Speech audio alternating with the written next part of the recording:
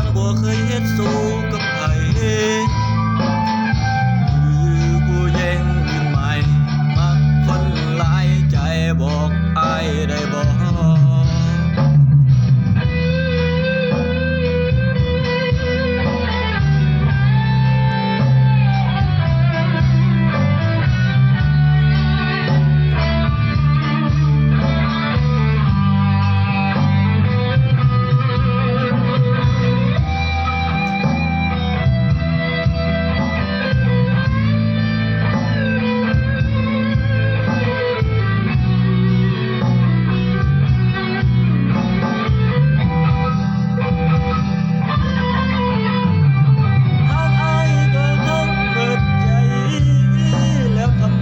เคยได้หักกลับคืนมา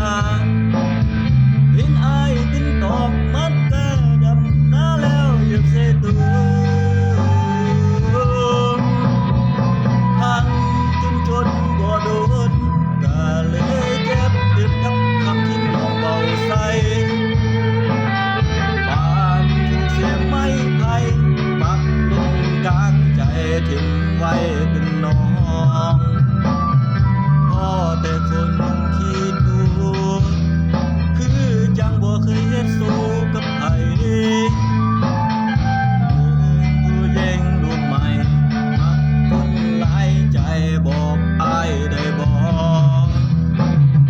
หักอ้ายก็หักเบิดใจแล้วทำไมบ่เคยได้หักกลับคืนมาเห็นอ้ายบินตอกมันกะดำหน้าแล้วอยากใส่ตัวจนบ่โดนก็เลยเก็บตื่นกับคำที่หลอกเบาใส่ปานถูกเสียไม้ไผ่ปักลงกลางใจทิ่มไว้เป็นน้องพ่อแต่คนคิดดูคือจังบ่เคยเฮ็ดสู้กับไผ